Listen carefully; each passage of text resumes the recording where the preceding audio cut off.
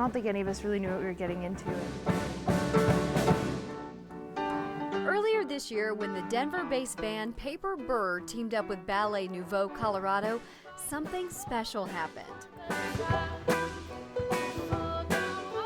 To get to work with the dancers and the choreographers all together, and to really finally make it on stage and have this feeling that there was no separation between the dancing and the music, that what you were doing was the exact same thing as what they were doing.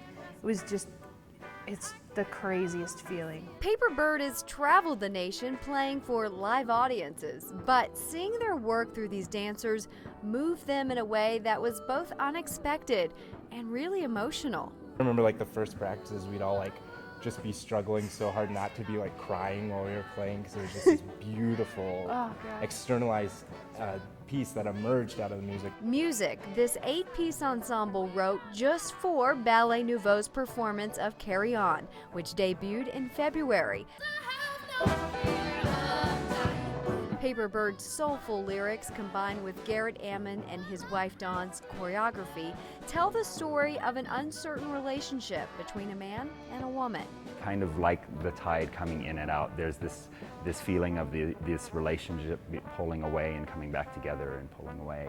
Similar to the real-life story happening on stage. The soft one, and then wading through the creative process, and in the end, redefining who they are as artists. Because we were really emotional at first, of being like, oh my God, when this is over, what the hell are we gonna do? But they invited us to come along and do it there, and it was just like this relief. You can catch the encore performance of Carry On this Saturday at 7:30 at the Arvada Center for Performing Arts. Tickets start at just $15. And Paper Bird will release its live CD featuring all the songs written for and played during Carry On. We all feel very much like this is the beginning of this relationship. We really, really were lucky to have found each other. For MetroMix.com TV, I'm Heidi McGuire. Where the water goes when it rains. A busy 6 months. Actually busy 10 months probably, if we're honest. Take to the Oars is sailing strong so far in 2011, releasing their debut album, American Volume, in January. I'm sorry to meet you on these terms. Opening for national acts, and now the Denver-based rock band is preparing for the Underground Music Showcase, playing for their local fans and hopefully some folks looking for their next favorite band. I think it's really special. You know, it's once a year, so you know either you got your shot to do it or you don't. And I think this year we're actually going to come out and play strong. I don't think we've played a full set as Take to the Oars in the UMS. So really excited for this year. This year, the Underground Music Showcase has a new director, bringing local music fans more than ever this year over the 4-day festival.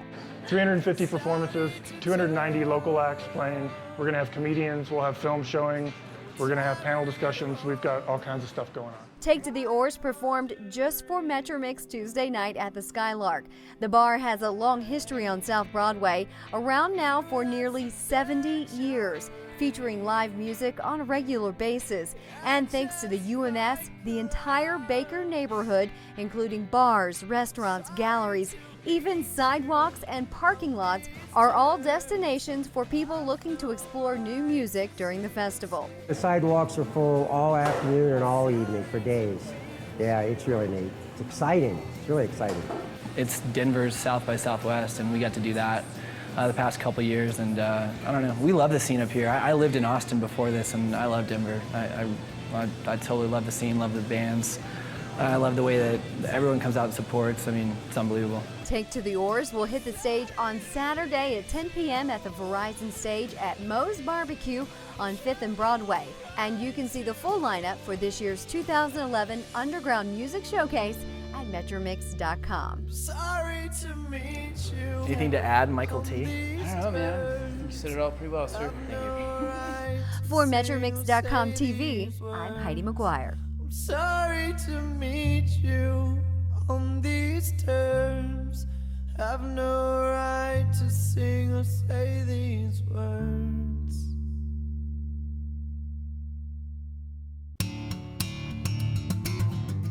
This weekend isn't just about great music. Back for the 23rd year running in conjunction with Bohemian Nights is the New West Fest, bringing arts, entertainment, and crafts into the mix. It's fantastic. It's free. It brings the community together and everything. You know, you got a lot of local vendors, and it's just a great family, fun, friend event, you know.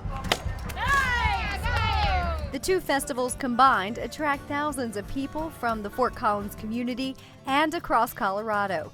Several streets are even blocked off for festival goers to enjoy Old Town Fort Collins for 3 full days. The Bohemian Nights Foundation focuses specifically on supporting up-and-coming local bands by giving them a platform to showcase their talents to a wide audience. We represent every different genre. It's not genre specific per stage.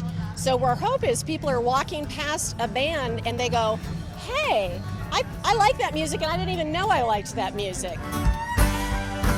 Still to come tomorrow, Boulder's entertaining folk goth band, The Widow's Bane, and Fort Collins' favorite indie rockers, Fierce Bad Rabbit. And finally, ending the 3-day festival is Austin's famous Texas swing group and 9-time Grammy Award winner, Asleep at the Wheel.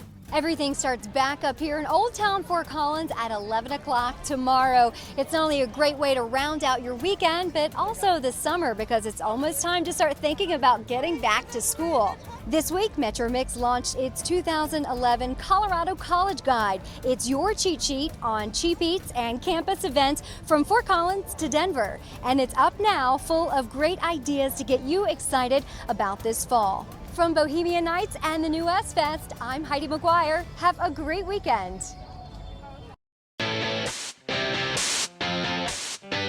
I cannot even imagine trying to accomplish something like that. Emerging local artist Suzanne Bates can't quite get her head around riding a bike for 7 days and 600 miles.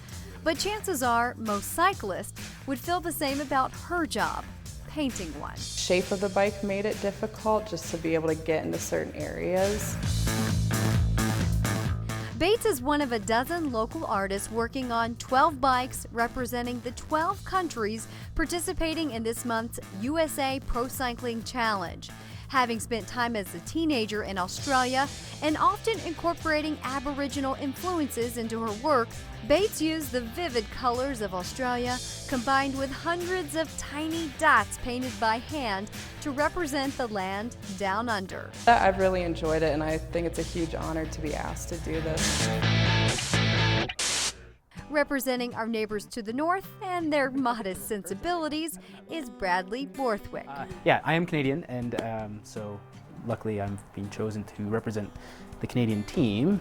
Borthwick commonly works with materials in their simplest form, like stone, leather, even beeswax, to create thought-provoking pieces of contemporary art. That was my take, how do I pare it all down and make that reference back to the raw resource that it is. At Hinterland Gallery in Denver, Sabine Ayel took a more playful approach that started with a quick spin for inspiration. I was riding it before I did this visit, and I was like, woohoo, if I would have a bike like that. Ayel's bike represents Germany, the lush environment, and an annual festival celebrating the country's beloved cattle. This occasion, they decorate the cows with these beautiful head pieces. They're like very, very tall with flowers and all sorts of things. And if you think this and the other bikes are something, just wait until you see them all located just above the baggage carousel at the airport. Didn't go into this thinking that people would just see bikes. I really felt like people are going to see bikes turned into the wildest parts of the imagination. You can see all of the bikes on display here at DIA through the end of August, or just a click away at metromix.com. Covering the USA Pro Cycling Challenge for Metro Mix, I'm Heidi McGuire.